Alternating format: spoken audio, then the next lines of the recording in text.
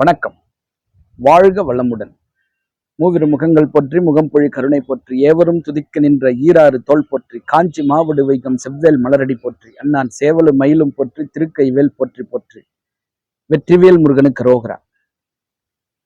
சூழ்நிலையை தனதாக்கியவர்கள் வெற்றியாளர்களாக மாறினார்கள். அதாவது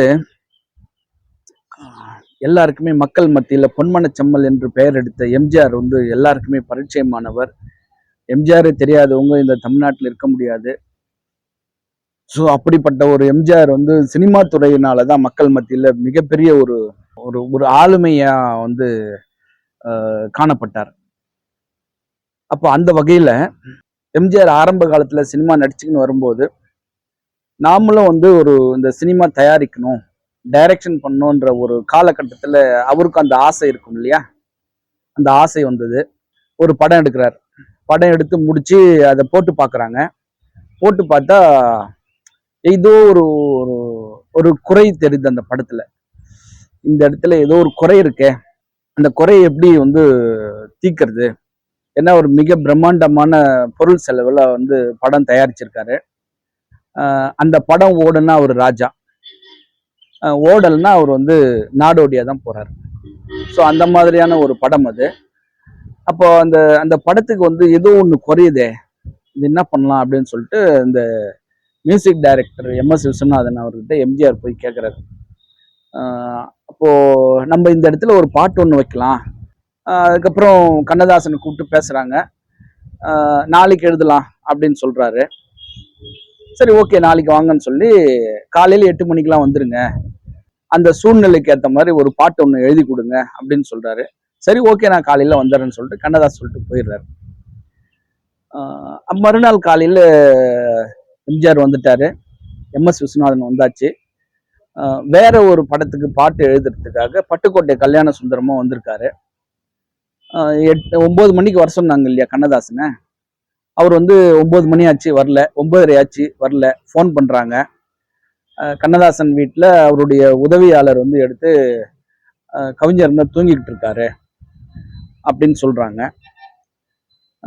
இன்னும் கொஞ்ச நேரம் பொறுத்து ஒரு 10 மணிக்கு பேசுறாங்க. மறுபடியும் அதே பதில் தான் வருது. 11 ஆச்சு, 12 ஆச்சு, மறுபடியும் அதே பதில் தான் வருது. எம்ஜிஆர் பயங்கரமா ஒரு கோபத்தின் உச்சக்கட்டத்துக்கு போயிட்டு அந்த எம்.எஸ். விஸ்வநாதன் கிட்ட இந்த சூழ்நிலைக்கு பட்டுக்கோட்டை ஒரு பாட்டு எழுத சொல்லுங்க அப்படின்னு சொல்லி ஒரு பாட்டு எழுதி வாங்கிடுறாங்க. இந்த பாட்டுலாம் எழுதி முடிச்ச உடனே கண்ணதாசன் வரார். 12:30 மணிக்கு வராரு. வந்த உடனே மன்னிச்சிருங்க, கொஞ்சம் லேட் ஆயிடுச்சு அப்படின்னு சொல்லிட்டு கூலா சரி என்ன டியூன் போட்டிருக்கீங்க அப்படின்னு கேட்குறாரு எம்எஸ்வியை பார்த்து. அப்போ எம்ஜிஆர் கோவப்படலை. எம்ஜிஆர் அமைதியா என்ன பண்றாருன்னா, கவிஞரை நீங்க வரதுக்கு கொஞ்சம் லேட் ஆயிடுச்சு, அந்த நேரத்தில் நாங்க ஒரு பாட்டு ஒன்று பட்டுக்கோட்டை எழுத சொல்லியிருக்கோம், அது பாருங்கன்னு சொல்லிட்டு அந்த பேப்பர் எடுத்து கண்ணதாசன் கொடுக்குறாரு. அதை கண்ணதாசன் எம்ஜிஆர் கிட்ட வாங்கி அந்த பாட்டை பார்க்குறார். பாட்டை பார்த்துட்டு கண்ணதாசன் சொல்றாரு எம்ஜிஆர் கிட்ட, இதுக்கு என்னை நீங்க 4 அடி கூட அடிச்சிருக்கலாம், இந்த மாதிரி பண்ணிட்டீங்களே அப்படின்றாரு. ஸோ அவர் என்ன பாட்டு அந்த பேப்பர்ல எழுதியிருப்பாரு அப்படின்னா, காலையில 9 மணிக்கு வர சொன்னவர் வரல, ஃபோன் பண்றாங்க, எதிர்முனையில பேசுறவங்க கவிஞர் தூங்கிட்டு இருக்காரு அப்படின்னு சொல்றாங்க. மறுபடியும் ஃபோன் பண்றாங்க, கவிஞர் தூங்கிட்டு இருக்காரு. திரும்ப திரும்ப 12 மணி வரைக்கும் ஒரு தூங்கிட்டு இருக்காருன்ற பதில் அவங்க வந்த உடனே அந்த நேரத்துல பட்டுக்கோட்டை எம்எஸ்வி ஒரு பாட்டு எழுத சொல்றாரு, ஒரு சுச்சுவேஷன் சொல்லி. ஸோ அப்ப எழுதின பாட்டு தான் தூங்காதே தம்பி தூங்காதே, தூங்காதே தம்பி தூங்காதே, நீ சோம்பேறி என்ற பெயர் வாங்காதே, தூங்காதே தம்பி தூங்காதே, நல்ல பொழுதையெல்லாம் தூங்கி கெடுப்பவர்கள் நாட்டை கெடுப்பதுடன் தானும் கெட்டார். சிலர் அல்லும் பகலும் தெரு கல்லாயிருந்து விட்டு அதிர்ஷ்டம் இல்லை என்று அலட்டி கொண்டார். விழித்து கொண்டோர் எல்லாம் பிழைத்து கொண்டார், உன் போல் குரட்டை விட்டோர் எல்லாம் கோட்டை விட்டார், தூங்காதே தம்பி தூங்காதே. இப்படியே எழுதிக்கிட்டே வந்த பட்டுக்கோட்டை அடுத்த வந்து ஒரு ஒரு சிறப்பான வரிகளை போடுறாரு பாருங்க. ஓர் படைதனில் தூங்கியவன் வெற்றி இழந்தான், உயர் பள்ளியில் தூங்கியவன் கல்வி இழந்தான், கொண்ட கடமையில் தூங்கியவன் புகழ் இழந்தான், ஒரு பொறுப்புள்ள மனிதனின் தூக்கத்தினால் பல பொன்னான வேலையெல்லாம் தூங்குதடா. தூங்காதே தம்பி தூங்காதே, நீ சோம்பேறி என்ற பெயர் வாங்காதே. தூங்காதே தம்பி தூங்காதே. இப்படி அழகா வந்து அந்த சூழ்நிலைக்கு ஏற்ற மாதிரி ஒரு பாடலை எழுதி கொடுத்துட்டாரு. இதை பார்த்த உடனே கண்ணதாசனுக்கு வந்து ஒரு மிகப்பெரிய ஷாக்கு. இதை பார்த்துட்டு எம்ஜிஆர் கிட்ட சொல்றாரு, இதுக்கு நீங்க என்னை வந்து 4 அடி அடிச்சிருக்கலாம், லேட்டா ஏன் வந்தேன்னு சொல்லி அப்படின்னு சொல்லி அந்த பட்டுக்கோட்டை கல்யாண சுந்தரம் வந்து கண்ணதாசன் தூங்குறத வச்சு ஒரு பாட்டு எழுதியிருப்பாரு. அதே சூழ்நிலையும் அந்த சினிமாவில் வரும். ஸோ அந்த சூழ்நிலையை வந்து பிடிச்சிக்கிட்டாரு பார்த்தீங்களா பட்டுக்கோட்டை.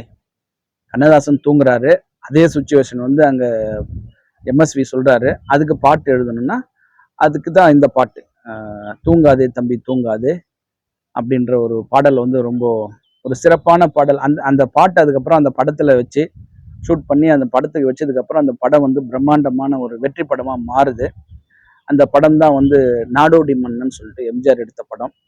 மிக அதிகமான வந்து பொருள் செலவில் எடுத்தது. இந்த படம் ஓடுனா நான் வந்து மன்னன், ஓடலன்னா நான் நாடோடி, எம்ஜிஆரே வந்து அந்த படத்துக்காக சொல்லியிருக்காரு. ஸோ அது வந்து மிக பிரம்மாண்டமான ஒரு வெற்றி படமா போய் அவர் மன்னன் ஆயிட்டாரு. ஸோ அப்போ நம்ம இதுல இருந்து நம்ம தெரிஞ்சுக்கிறது என்னன்னா, ஒரு சாதனையாளரா நம்ம மாறணும்னா, ஸோ உங்களுக்கு கிடைக்கக்கூடிய அந்த சூழ்நிலையை உங்களுக்கு சாதகமா பயன்படுத்திக்கிட்டீங்கன்னா நிச்சயமா நீங்களும் ஒரு வெற்றியாளராக வர முடியும்.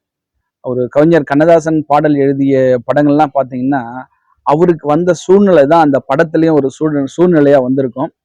அப்ப அந்த அவருடைய சூழலை தான் அவர் வந்து ஒரு பாடல் வரிகளா எழுதி கொடுத்திருப்பாரு. கண்ணதாசனுடைய பாடல்கள் வந்து ஒரு மிகப்பெரிய அளவுல பிரம்மாண்டமான வெற்றி பெற்று மக்கள் மனதில் இன்றைக்கும் வந்து ஒரு ஒரு ஒளிமயமான பாடல்களா திகழுதுன்னா அதுக்கு காரணம் வந்து அவருடைய சூழ்நிலை. அவர் அந்த சூழ்நிலையை அவருக்கு தனதாக்கி கொண்டதுனால அவர் வந்து ஒரு வெற்றி பாடல்களை நிறைய கொடுத்திருக்காரு. ஸோ நீங்களும் ஒரு வெற்றியாளராக மாறணும் அப்படின்னா அந்த சூழ்நிலையை நீங்கள் உங்களது ஆக்கி கொள்ளுங்கள். நிச்சயமா நீங்களும் வந்து ஒரு வெற்றியாளராக வருவீங்க. இந்த அற்புதமான தகவலை கொடுக்க உதவி இந்த பிரபஞ்சத்துக்கு என் மனமார்ந்த நன்றி. மீண்டும் ஒரு நல்ல தகவலோடு சந்திக்கின்றேன். ஆறிரு தடந்தோள் வாழ்க, ஆறு முகம் வாழ்க, வெப்பை கூர்சை தனிவேல் வாழ்க, குக்குடம் வாழ்க, செவ்வேல் ஏறிய மஞ்சை வாழ்க, யானை தன் அணங்கு வாழ்க, மாறில்லா வள்ளி வாழ்க, வாழ்க சீர் அடியார் எல்லாம், வெற்றிவேல் முருகனுக்கு அரோகரா. வணக்கம். வாழ்க வளமுடன். எல்லாம் செயல்கூடும்.